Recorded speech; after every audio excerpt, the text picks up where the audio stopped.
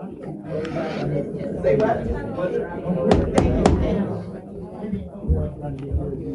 morning. Welcome. This is the April 11th, 2018 board meeting of Nevada Irrigation District.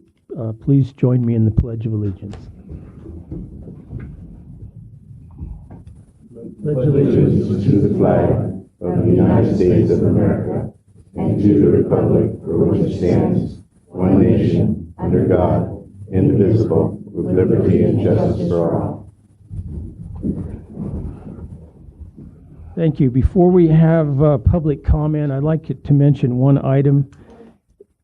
If you have any documents or pictures or anything that you want to provide to us, could you please give them to the board secretary before the meeting? Okay. Any pictures or any items? So anyway, we could move now to the public comment period. You'll have 3 minutes, and please keep it within the subject matter jurisdiction of the district.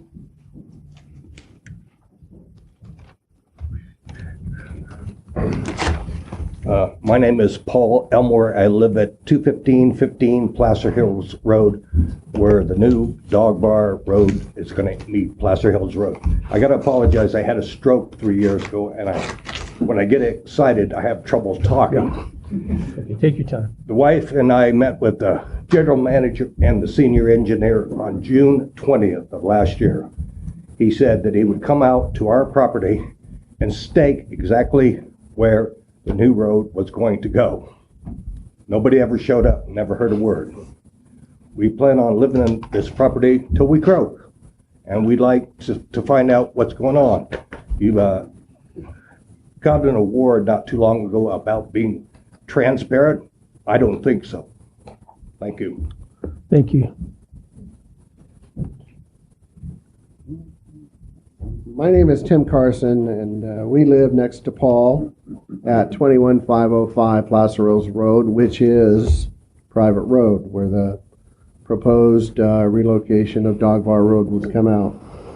My wife and I purchased the initial 12.5 acres in 1986. At that time, we went and purchased adjoining properties as they became available for sale, as to stop anybody from purchasing them and developing them and eliminating our privacy, now totaling approximately 120 acres. We built our dream home, cleared the land, built fences, installed irrigation systems, raised 3 children and 3 grandchildren there. Now, after 35 years of hard labor and well over $1 million, we are expected to move on for no other reason than to have NID sell water out of the area to others. This would destroy all we have worked for 35 years. It would be lost. There are no other properties with the amenities, privacy, wildlife, beautiful views of the creek and river, all outside our doorstep and sometimes inside our house. All our children expect to move here and build their own homes on the property when life affords them the opportunity. They speak of this at all family gatherings. This would all be gone for them and their children. Griswold Creek runs through several of our parcels, which is at the bottom of a very beautiful little valley that is alive with every kind of animal you can think of at night. It becomes a musical orchestra of frogs, owls, foxes, deer, coyotes, bears, mountain lions, bobcats, you name it. They're down there. I know because I've been putting out trail cams for years down there. I've even got pictures of the extremely elusive ringtail cat. Griswold Creek is just 40 yards from my bedroom window, which I keep open from spring to autumn just to listen to the babbling creek and wildlife. Whether they are communicating to mate or to be eaten, I hear them all night long. It's extremely soothing and peaceful. I fall asleep to the sounds of it every night. What would I hear if the proposed Centennial Dam, Dog Bar Bridge, and road were to be built? I would hear cars, trucks, motorcycles, all going 60 miles an hour and skimming to a stop at the new stoplight at the corner of Dog Bar and Placer Hills Road. The new Dog Bar Road would be within 50 yards of my bedroom window. Not a pleasant thought. Our lifetime dream and my children's dreams would be gone forever, not replaceable. There must be a better solution. Why destroy such a beautiful valley, river, creeks, life, and many creatures? It works perfect now. The way it was designed, it can't be improved upon. All right, thank you.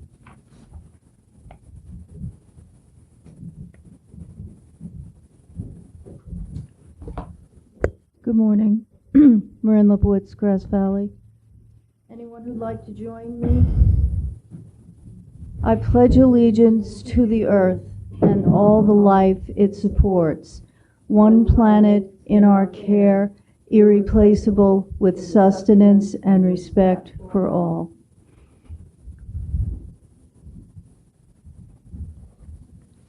I'd like to ask for a follow-up on a general manager's report. I think it was a couple meetings ago.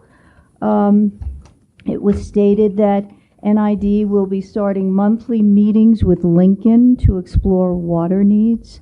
So I'd like to hear an update on that. And then the other thing that was stated is that there would be collaboration on the development of a new treatment plant in Lincoln. So I'd like to hear updates on both of those. And then I previously brought some facts about development in Lincoln. I'd like to revisit that. The projection is that within the new development, which there's been like an almost 300% population increase since the early 2000s, projected by 2025. 280 something. It's really big. And then within that increase, the projection for the breakdown in residences, the type of residences that will be built, 70% low density, 20% medium density, and 10% high density. And then the water use for each of those daily. Low density residential, which is your standard McMansion, I suppose, 806 gallons a day. That's the projection for low density residential, as opposed to medium, which is 536 gallons per day, or high density, which is 188. So those are the figures. And then the projection from 2005 to 2025 for low density in 2005 was 7,100 acre feet per year. Projected by 2025, 14,670 acre feet per year. That's low density residential, and to me, this is the problem, that we're selling our water down the river for McMansions in Lincoln. Okay, so I'd like to segue. Can I have a little extra time? No. 5 seconds. Go ahead. 5 seconds, not enough. I'll bring it again. Good. Thank you.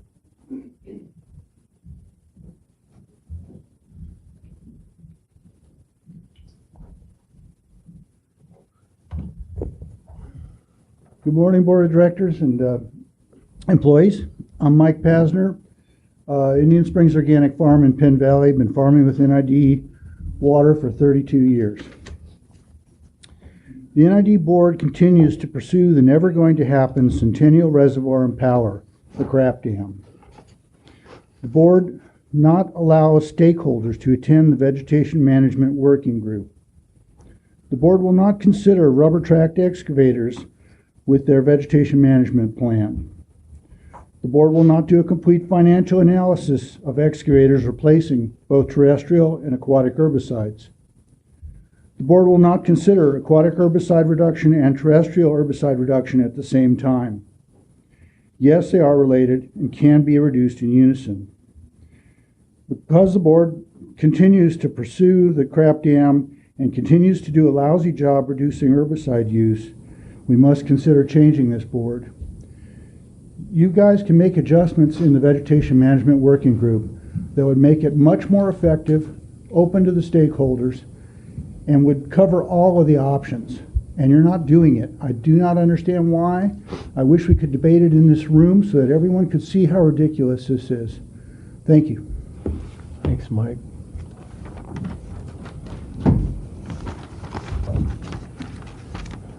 So, no other public comment. We'll close public comment and move to the consent agenda. Are there any items that wish to be taken out of consent? I move for the approval.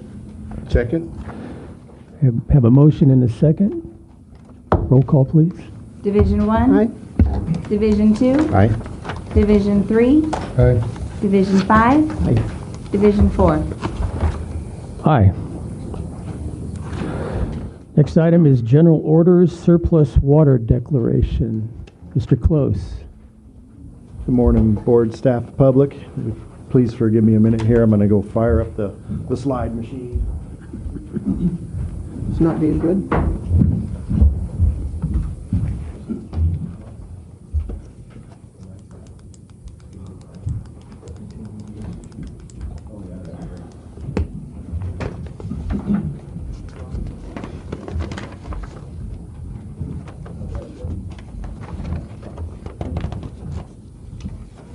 So again, Chip Close, Water Operations Manager with the Nevada Irrigation District. It's that time of year where we generally get with the WHO committee to discuss the declaration of surplus water for the district. And we did have that discussion this year. However, a month ago, we were in a very different water supply situation. So it was asked to take this topic to the full board, which we have done.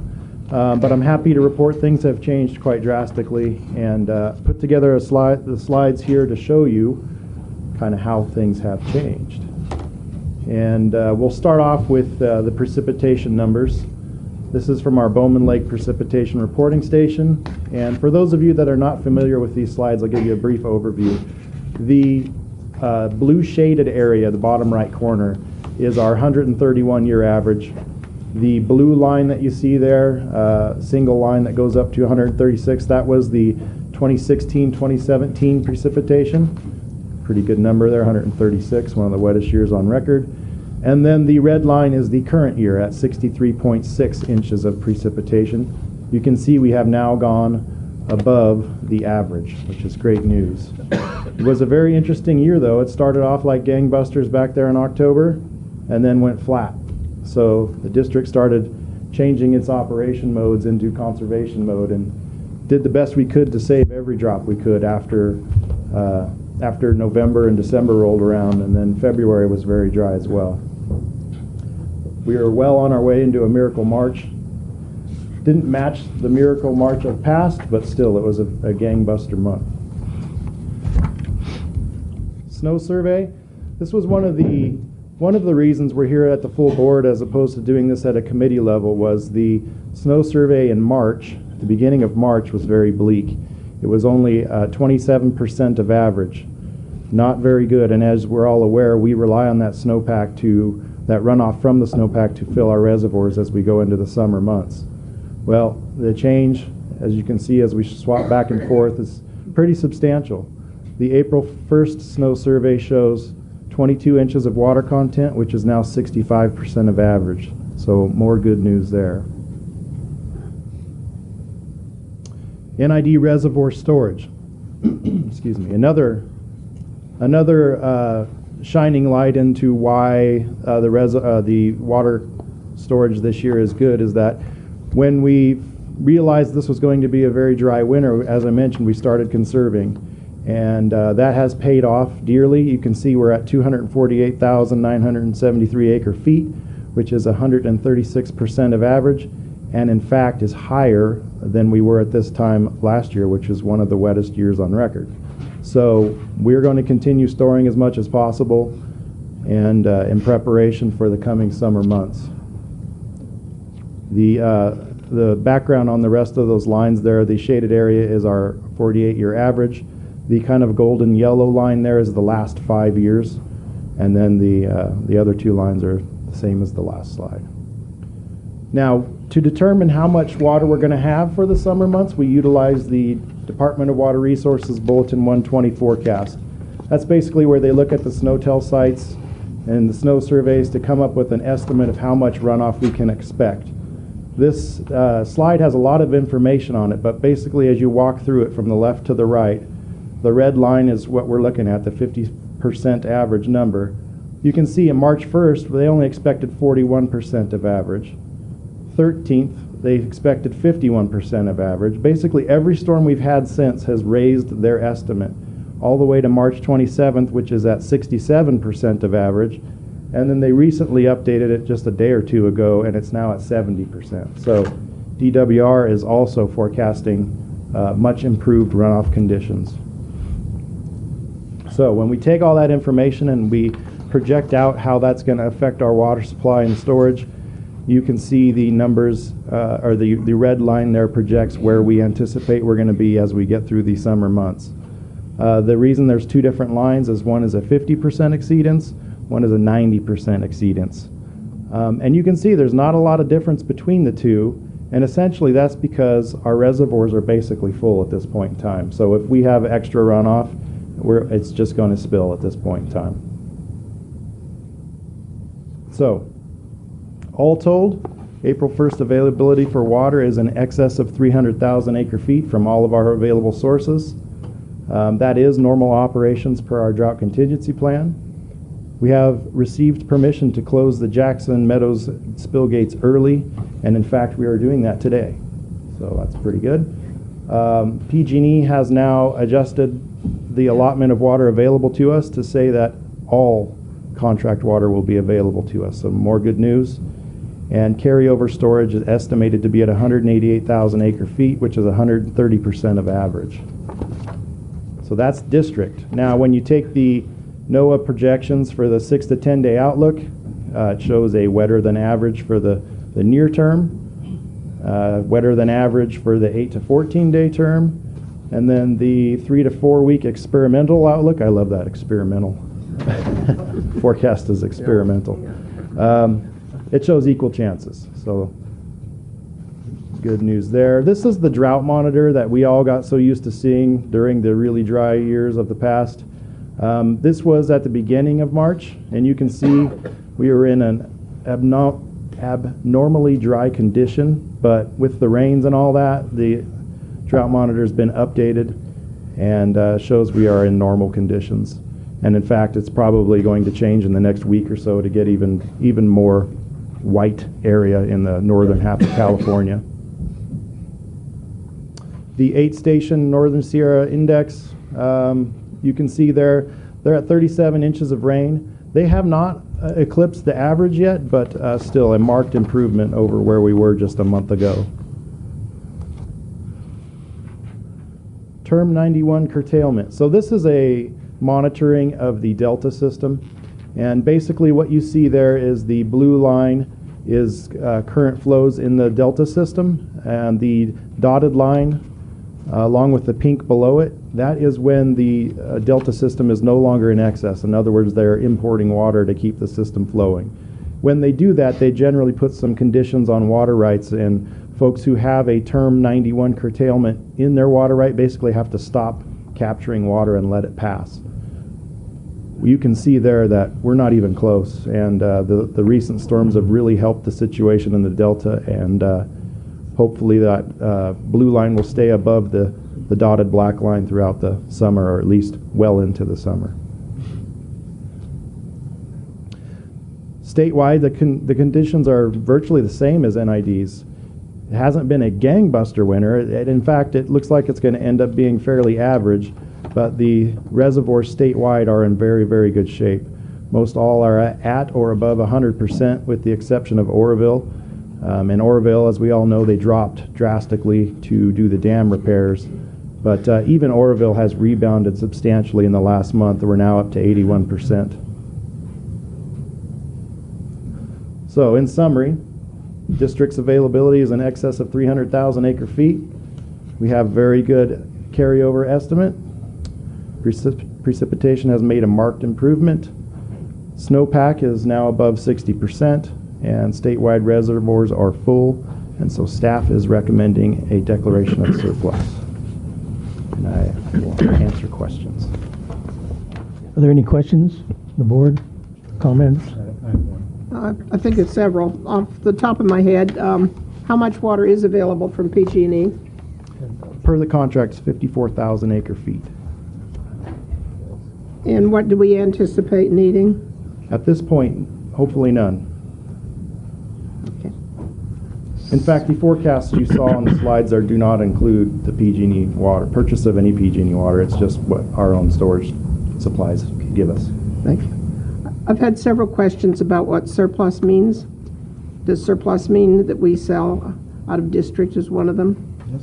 And of course, there are always the islands within the district that are considered out of district. So if you could explain some of that, Chip, I think would Sure, help. sure. So as you may or may not be aware, the district has some exclusionary islands within its internal boundaries that are not part of the district. For whatever reason, those people elected not to become part of the district and haven't paid taxes and whatnot. Most of those locations are considered outside the district.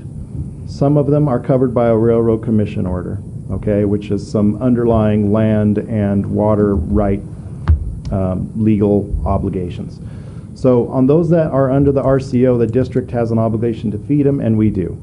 The ones that are not covered by an RCO are considered outside district, and we do not serve those folks unless there is surplus water available. Surplus water per the water code is water that is beyond the needs to feed all the internal district customers, okay? So when we declare a surplus, it allows us to sell water to those folks, mainly ag folks, that are in those exclusionary islands, and we have sold to them historically in the past. The board has put a moratorium back in 2005 on not expanding any of those, so we're kind of locked in with that same customer base we've always had. Now additionally, we have a contract with the City of Grass Valley and the City of Nevada City, and they utilize our raw water and treat it and sell it to their customers.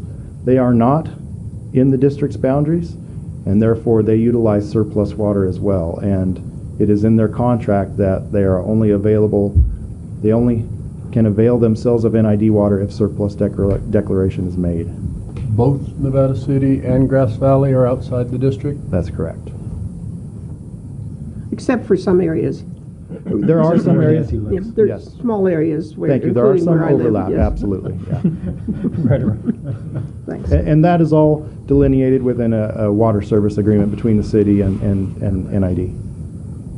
Thank you. You're welcome. Chip, thank you. I have to admit, I was the one in WHO committee who was the fly in the ointment here and held this up because I wanted to see the April snow survey, and I'm very happy. I'm very happy that it came in better. 27% is horrible. 65% of normal, I guess, is a reflection of the new normal. Ordinarily, 65% of normal would be considered bad, but now we're looking at it as good. My question has to do with the most recent storm we had, because I heard reports that it was raining to 12,000 feet. And did this harm the snowpack, or did it simply ripen the snowpack?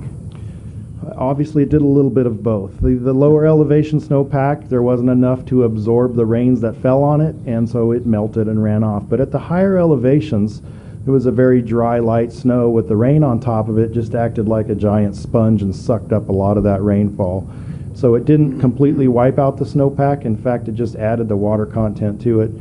And although nobody's been up there to physically stab it and weigh it and measure it, basically the SNOTEL sites is all we have to rely upon, and they show that it didn't melt completely and added some water content. So that's a little bit of good news, actually. Most people would think rain at 12,000 feet is bad news, and if it would have continued, absolutely. We're hopeful it just acted like a giant sponge and it's all sitting up there on the mountain still. Right, and I understand the distinction, and I guess we can chalk it up to good fortune.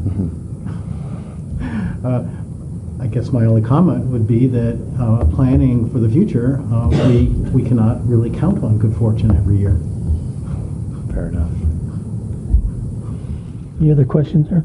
I'd just like to thank Sue Sint for the good job managing the reservoirs Amen. now and forever. Previously forever. Down forever on that. With emphasis on forever. I think your retirement's just been postponed. She's been called out. That's the slide that I'd like to reflect upon for the activities that happen right back in here. That's when things went from wet to dry in a hurry, and you can see the reaction of the district is start saving, and that's thanks to Water Resources and Sue Sint and her crew. So, and Hydro on top of that. Excuse me, they're the crew up there today closing gates. So, appreciate the efforts. Are there any questions or comments? Go ahead.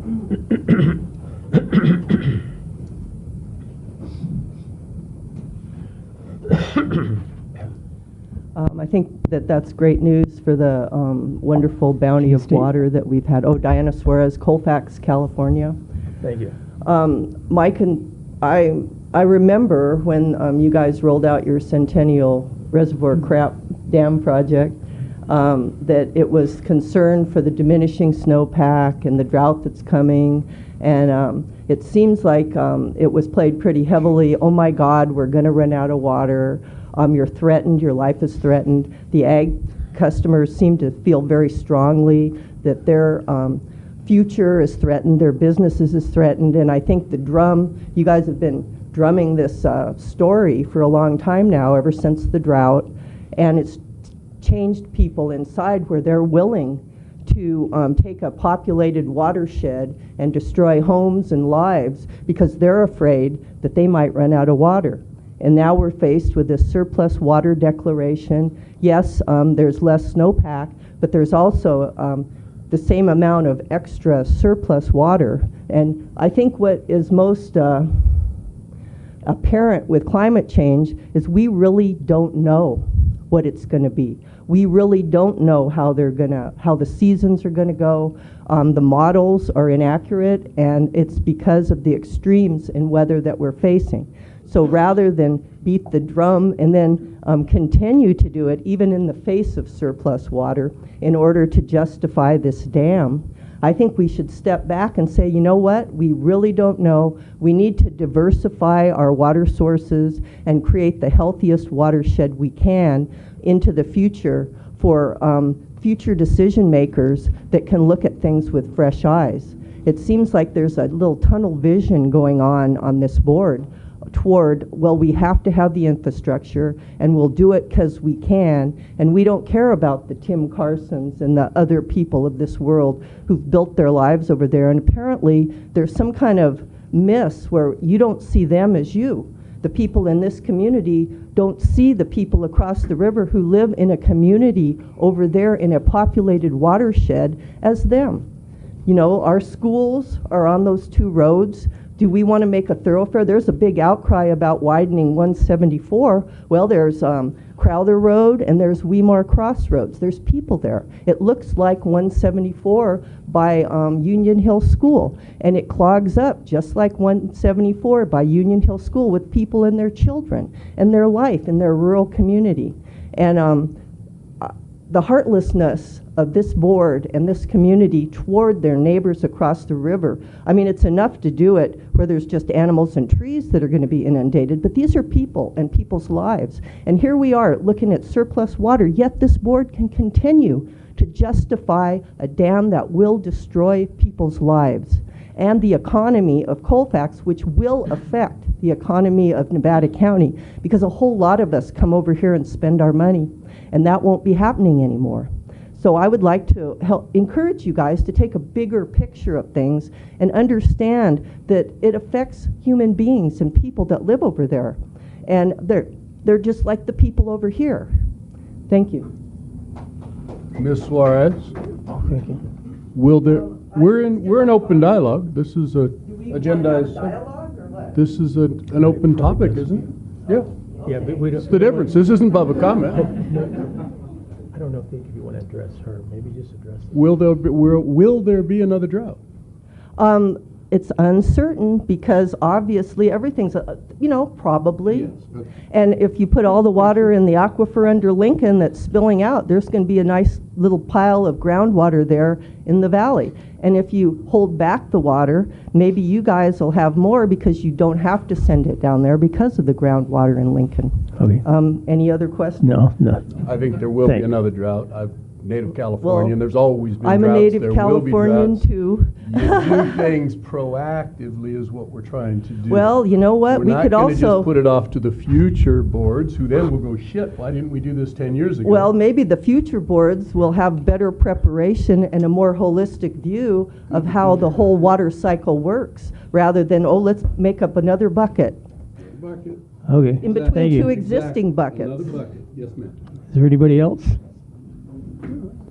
Thank you. It's all true. We're in Lipowitz Grass Valley, back to what I was saying before. And I'm back because this is about conservation, and it's about the alternative methods that would preclude the need for a dam. Now, this is an idea that comes from Las Vegas. It's about a golf course there. So I'd like to share this with you because there's some really exciting, good ideas in this material. So, it's a story. John Pollock, Yeah. who's the manager of Spanish... Hold on. Is this Yes. about surplus water? Yes, it's about how we can gather more surplus water. Okay, good. He's the manager of a golf course in Las Vegas, and he was previously a manager in LA. His water bill was $250,000 in LA. At Spanish Trail, which is the golf course in Las Vegas, it's 6 times that. He calculated that every golfer who heads down the first fairway represents $42 in water costs. Irrigation costs have made Spanish Trail, this golf course, an enthusiastic participant in the Water Smart Landscape Program, which, among other things, pays cash rebates to water customers who convert turfed areas into xeriscapes. The word comes from the Greek xeros, meaning dry. In 2007, the club renovated one of its 3 nines under the program, and in the process removed 38 acres of turf, mostly from the periphery. So now here's the good part. The rebate program is mainly intended for homeowners who are among the world's most clueless irrigators and fertilizer and pesticide appliers. But golf courses, in many ways, provide the best demonstration of how the program is meant to work. At Angel Park Golf Club, a 45-hole public facility, they've removed 76 acres of grass, replaced much of the turf on the driving range with pea gravel, turned off a fountain, and eliminated 3 lakes. Water features, because of evaporation, can require more irrigation than fairways do. An important element of the conservation effort has been the conversion of golf course irrigation systems, now this is really interesting, to recycled wastewater. For a decade, Angel Park irrigated with potable water, which the city pumped from Lake Mead, 30 miles to the southeast and 1,500 feet lower in elevation. During an especially dry year in the mid-90s, the club used 650 million gallons. Then the Las Vegas Valley Water District built a wastewater recycling plant a short distance from the course, and the club connected to the new main and built a reservoir for the wastewater. So he was taken to see the wastewater and told there was nothing scary about it. It was clean enough for bathing. So the annual water budget is a little less than 320 million gallons, and they usually don't have to struggle to meet it using this new method of recycled wastewater. So those are just some ideas that I wanted to share about saving water that would preclude the need for a dam. And I've said this before, I'll say it one more time, climate change is a crapshoot. We don't know when we're going to have a drought. We don't know. So we don't need a dam. Thank you. Thank you. Good morning, Board. Nicole Ragland, Nevada City. I think in the dialogue, Mr. Miller, what was missed with Ms. Suarez was that we need to diversify, and that was her point. That was my takeaway from what she had said. Because we don't know what climate change is offering us from year to year, we need to have many plans in place, and putting all of our eggs in a damn basket would be negligent. And so if one year we're facing a drought, then we need a measure that's going to work towards that. If we're facing a deluge of water, we need something else that's going to be put in place. But putting it all on the shoulders of this proposed dam is irresponsible. Ask Mulholland how it worked with his dam plans. It's a black mark on his legacy. Thank you. Thank you.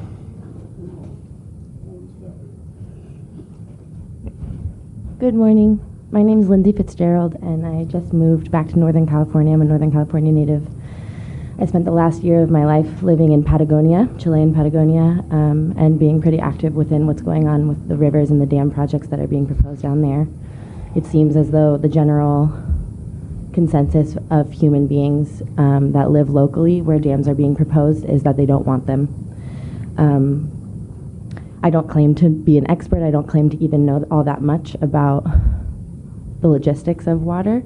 I do know, as someone who feels I'm in my 20s, and I feel like I represent a future forward-thinking perspective. I just want to say that I hold space for people to not take anything personally within this room, and to really just look at creativity and to look at options that have not been done before, because what has been done before has led us to be in the situation that we're in now.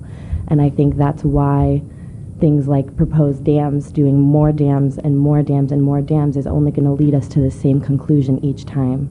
And yes, there will be more droughts, and yes, there will be more warmer winters, and there'll be more fluctuation of what we see on these graphs, and it's going to be more extreme. And I think that going back to a perspective of creativity and a perspective of holistic systems and holistic models is the future. And I don't think that repeating the same things that we have been doing within the state of California, where we're constantly blocking the water from flowing and preventing it from doing what it wants to do and preventing the water cycle from being able to complete what it's supposed to do, nature finds a way to work it out. And so if we can support that, that is the most innovative and future forward thinking thing I think that we can do. And I just want to say thank you for allowing me to speak. Thank you for your comments. Do we have a motion here? Motion to declare surplus water for 2018. I'll second it. Motion second. Roll call. Division 1. Aye. Division 2. Aye. Division 3. Aye. Division 5. Aye. Division 4. Aye. Thank you, Board. Just one clarification item. In the comment period, it was brought up that golf courses have found a way to reutilize recycled water. I'd like to point out that the district does make full utilization of recycled water from our local wastewater plants. They discharge into the local streams and waterways, and we have diversion points down below. So we're doing our best to recycle that and send it to some of our ag customers down below. So just an FYI. Thank you very much. Thank you. Next, we have the 2018 Bowman-Spalding Canal Liner Project. Good morning, Board, public, and staff. My name is Gary King. I'm engineering manager for the district. This is item 5 on the agenda. It's a 2018 Bowman-Spalding Canal Liner Project, FATAR number 2146. The intent of this is to award a contract to Hanson Brothers in the amount of $450,456.80 to construct the 2008 Bowman-Spalding Canal Liner Replacement Project and authorize the general manager to execute the necessary documents. To go on to the background is this is a programmatic replacement. Every year we do replacements up in the hydro division for canals, these large canal systems. This is, even though we cut it back from 500 to 400 feet, that other 400 feet will be picked up in a next year. This is, like I said, a continuing of this current program to replace canals. We received bids on March 29th, 2018. The low bidder was Hanson Brothers at $558,298 with Gateway Pacific and McGuire Hester. After reviewing the budget and going through what the bids we received, we have trimmed down the budget to the $450,456.80 to meet the budget. We have discussed that with the contractor. Contractor's acceptable with the changes we made in the contract values, which is an extended unit. All we did was take the extended units that are in the bid form and shorten them up. The budget for this project is in Reservoirs, Dams, and Waterways program, 50112/52921, and the current budget is about $1.5 million. This will reduce it down to about $1.1 million.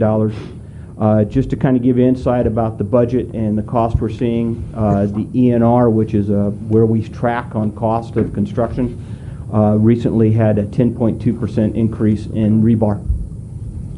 That's a significant increase. So we're starting to see some shifting in there. But at this point, it's a recommendation of staff to approve a contract with Hanson Brothers in the amount of $450,456. Gary, it's my understanding that the 100 feet that is going to be left out this year will happen next year, including other footage. So it's not going to come back and do 100 feet next year. No, we'll do like 400 to 450 feet and see how much go to our budget limit and do that. Then the next year and the next year and next year, working throughout the system. There's a little bit we move around the system because there's a lot of issues up there as far as canals needing replaced, and we're working on them as best we can. Yeah, so the tooling up costs are limited,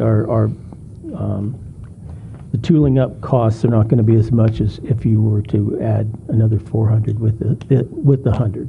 I don't understand. No, if we had to just do the 100 feet next year, the cost of transportation, bringing all the items, the bidding would be higher for the 100. Per foot, the bidding would be higher. We won't do 100 feet. It's not worth our time. Yeah, that's what I meant. We'll do about 450 feet, 400, depending on where. The cost per foot could be similar, depending on how the bids work out. We're looking for some consistencies, but we are seeing some shifting of costs, and it's becoming obvious. In concrete, it was earlier this year, actually late last year. Now we're starting to see steel start to move around as far as cost. And labor is getting more expensive as well. Labor's going up. Prevailing wage shifts are happening too. Yes, Scott? Series of questions. Have we always, this has always been our canal, as in? Yes. For here, no changes in taking over from PG&E at this point? No, we built it. Now, the Bear River Canal failed on PG&E. I believe that was the canal? About 3 years ago. Off the side of the hill. And that's not owned by the district. No, I understand. So what did we learn from that? And I mean, I know the earth moves when it decides to move, and the deluges happen and they don't and everything. But I mean, what are we doing as we look at lining canals and things at their underlying stability? And is this a stretch that's just on flat in the meadow? I don't... This is pretty much in a flat area. Okay, so this isn't the side of the hill type of situation? No, it is not. But looking at the side of the hill situations, as we are progressing through all this, how do we look at that to avoid the catastrophic? We'd look at it, depending on how it's behaving, but we'd look at possibly piping it or bringing it in more into the shoulder, but spending some time in evaluation. The steep areas where we have current conduits moving water, we have to look at a little bit. If we're going to do a rehab, let's do it right. Okay, so this would be considered a rehab, and we are trying to incorporate that into the whole process. Yes, to fix it, rehab it and then have it fall off the side of the hill. I guess if you started looking at it, you could talk about the DS Flumes facilities. What we replaced is DS Flumes. We went to a pipe facility, steel, no more linens, no more wood, such that it would harden up, and we went to less post being in the ground. What I mean is we free spanned a lot to avoid having undercutting of the support structure during stormwater events. That was the one that was on the north side of the Bear River Valley up there where it failed? It's down, actually up in Division 1. It was all up in that area. That was at DS 13, 14. Oh, the flumes over yes, there. Sir. But we or PG&E had a failure there on the north side of the valley. as it left Bear Valley up there. Was that ours or PG&E's? I don't That remember was that. PG&E's. That was PG&E's, You're referring okay. to failure on the South Yuba Canal? Yes, sir. So, I get it, trying to appreciate you looking at these things ahead of time and try to be proactive as best we can. Yes, So, we are. Scott, I think to your point, sorry, Gary. Because it is unpredictable. Yeah. Well, and so we've added this to our program, to our programmatic work. This being the This relining being, and well, rehab? so the Reservoir Dams and Waterways program, that is an add to the budget that we started that program up mimicking the programs that we have for the water side of the shop. And so it's now, it was actually being done by PG&E when PG&E was running our upper division. They were putting $400,000 into their budget to do waterways work. Unfortunately, during those years, that $400,000 was generally a bank account for them to go and do other projects, and so we're a little bit behind. But this is absolutely necessary in terms of the program, not just this project, as we're playing a little bit of a catch up, and we have staff walking these facilities, assessing these facilities, and then bringing that information back into the engineering shop to get onto the programmatic list. With the best eye they can for the stability. Yeah. What Rem's getting to is, give me one second, is our current system has a lot of programs in it, like pipeline replacement and that. And what we're doing is we're spending X amount of dollars, because if you took it all at one time, you'd never be able to afford it. And doing the worst of the worst and moving through it, the same thing is here. We've been doing, I think this is our 5th year of doing this canal replacement up in upper country. But pipeline replacement's going for 7-8 years now. That system is working well. It linealizes our cash flow, it linealizes our staffing usage, and it has it so we can use our internal staff a lot more. So that's why the programmatic is so important to us, is because you do some every year, and you slowly get the chronic problems out and work forward to hopefully getting, as the good stuff starts becoming chronic.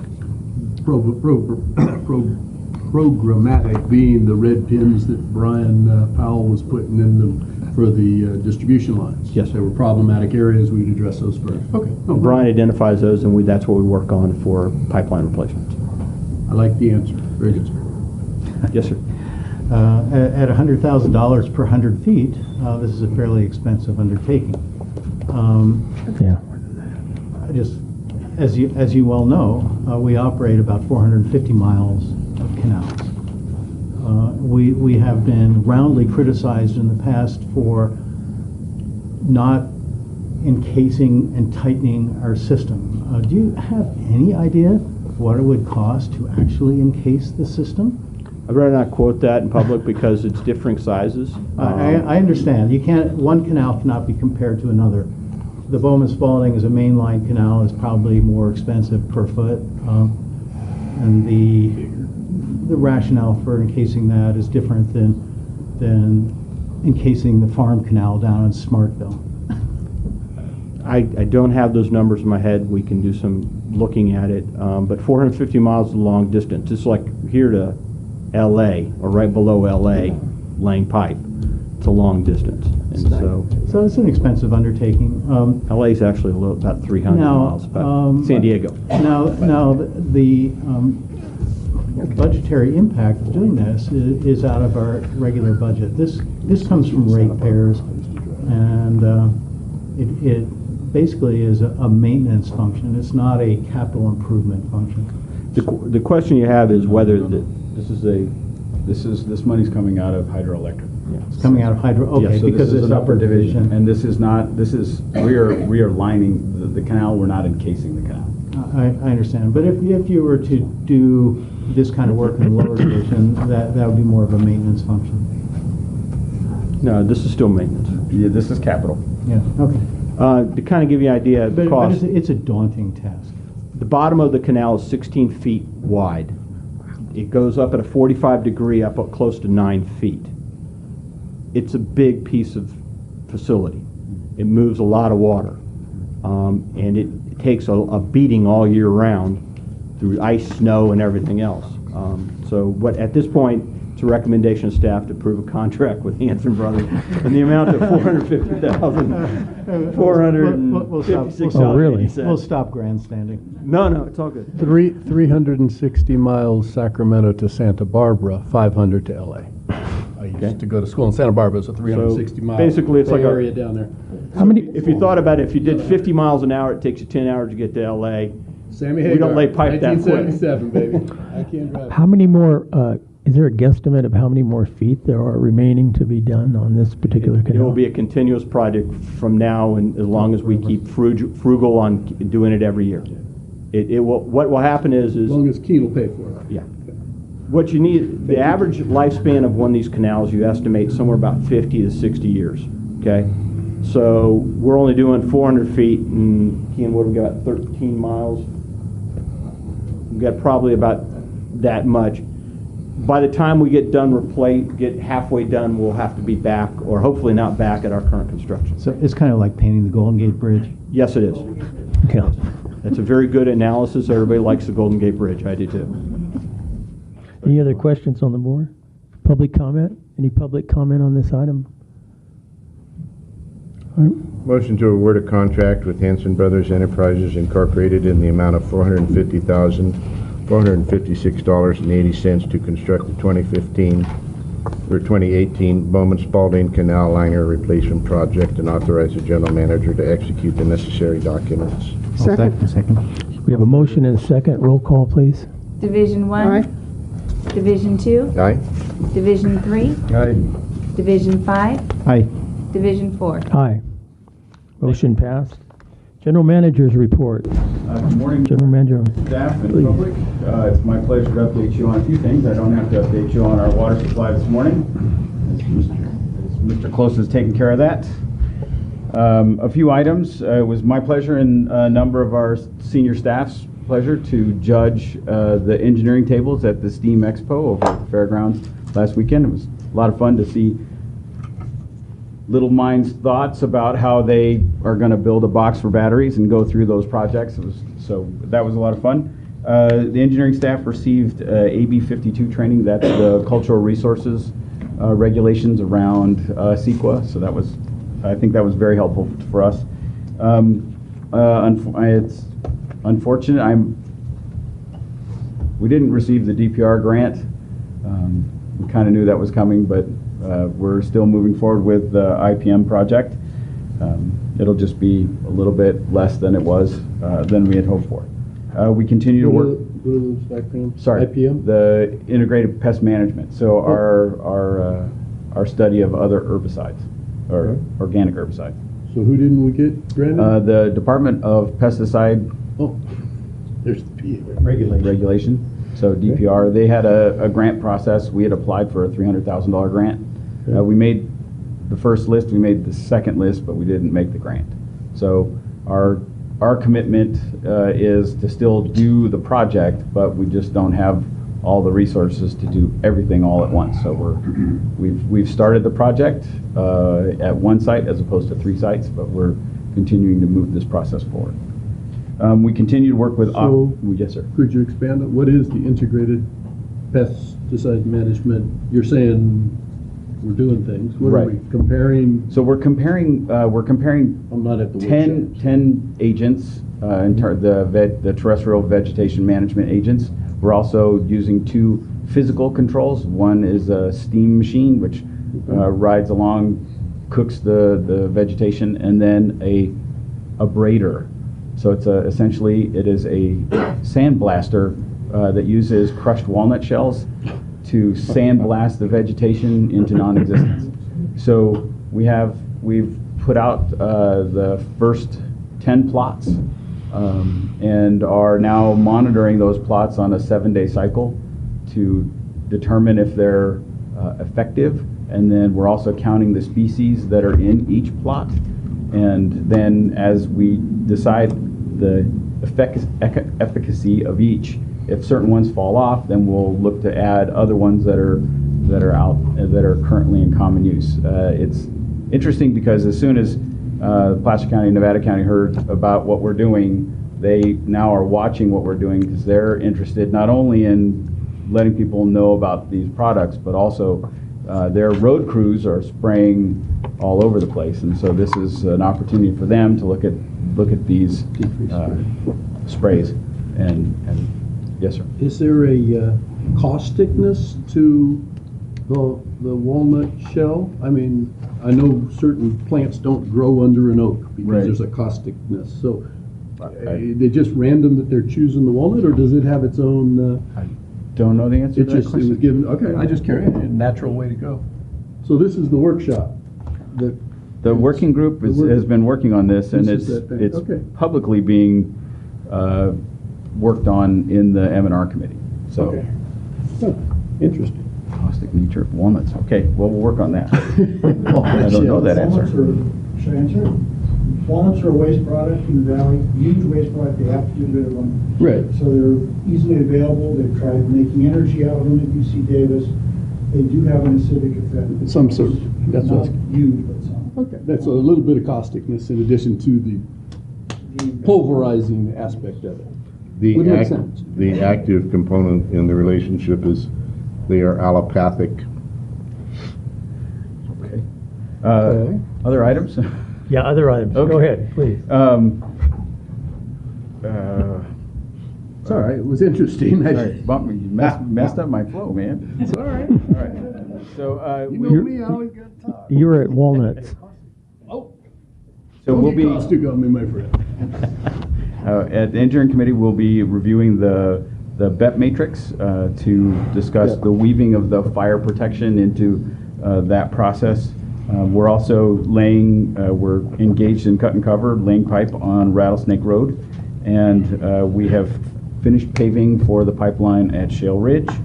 We are also we're preparing to begin laying pipe at the Brewer Road work that you guys approved a while back on Fay. I'm sorry to say that Lodestar Victoria DFWLE, the application period is closed. We only had one applicant, so that DFWLE has moved off the list, and we will now be bringing Iron Horse back to the list after a brief respite.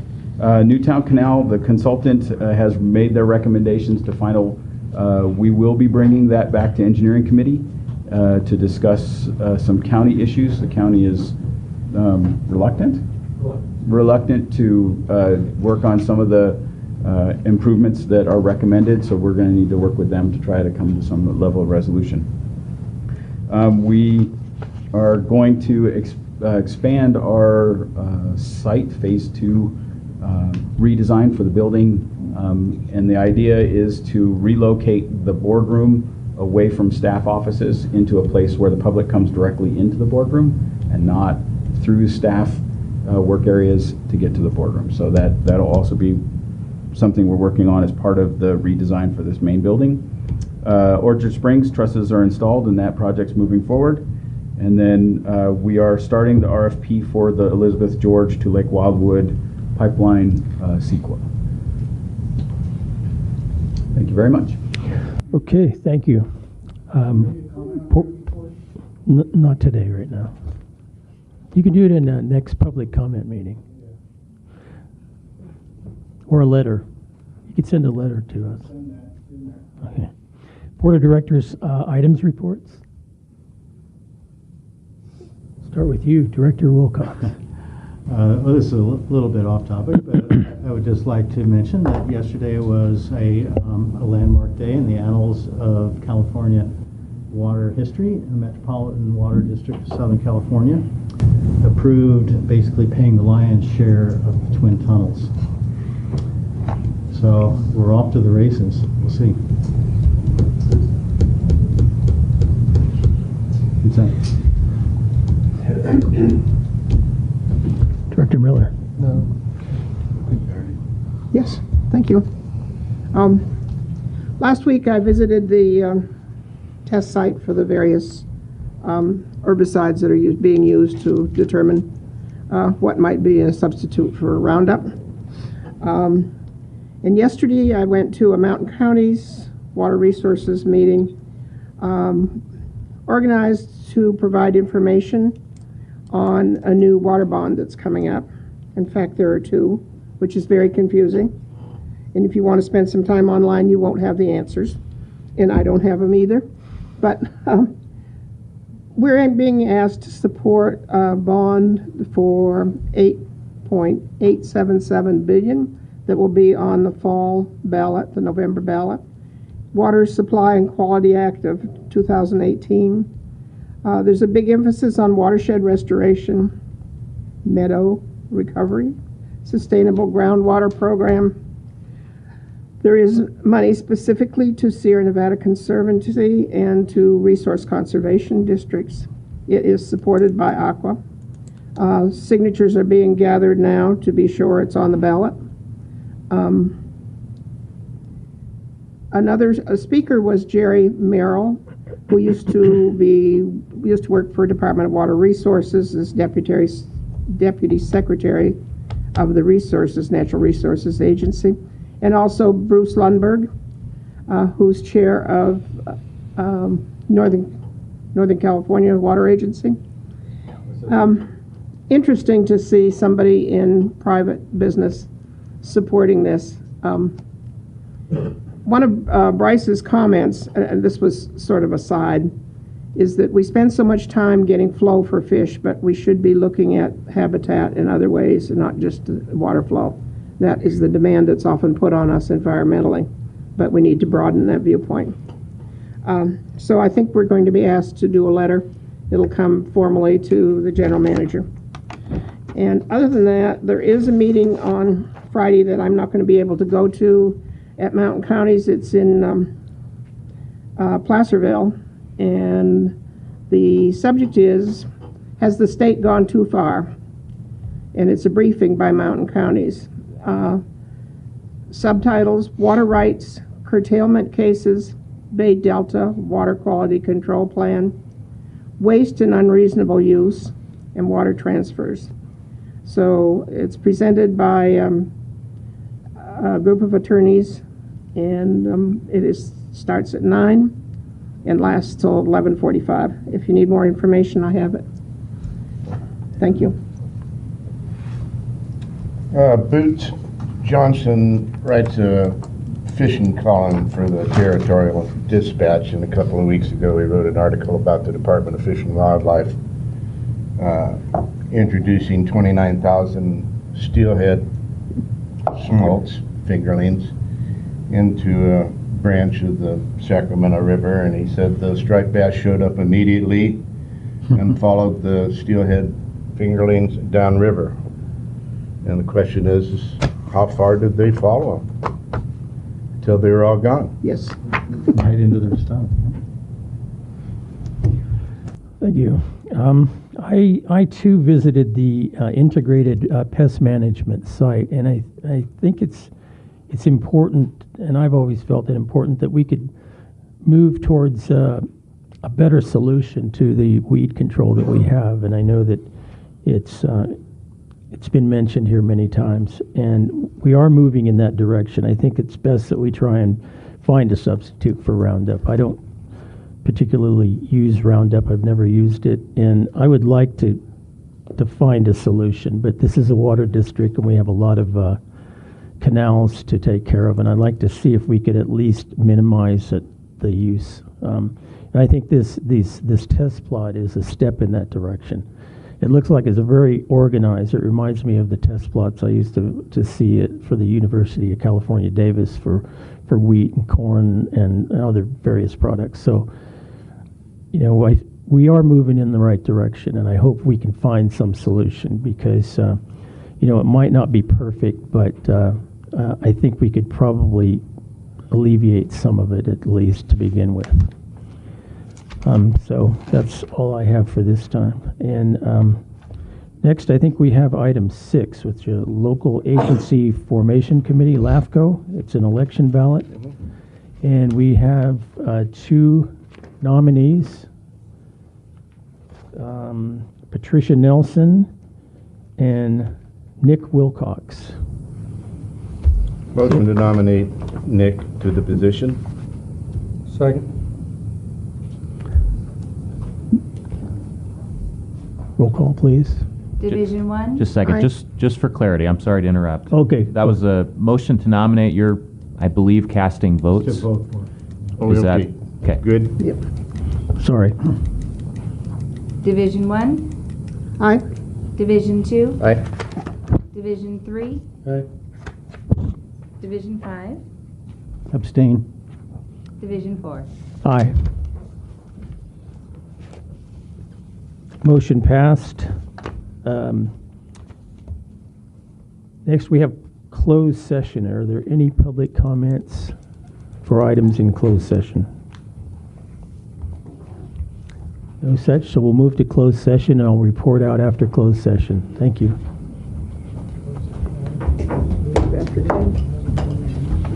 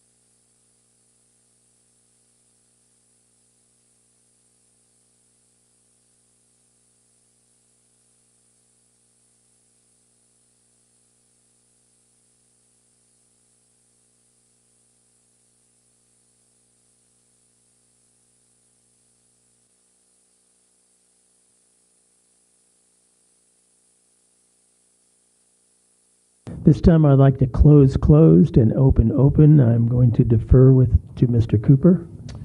Okay, thank you, Mr. President. It's 11:40 a.m. We are out of closed session. The announcement from closed session is that direction was given to the district's real property negotiators and to legal counsel. Thank you. This time we'll closed open, sorry.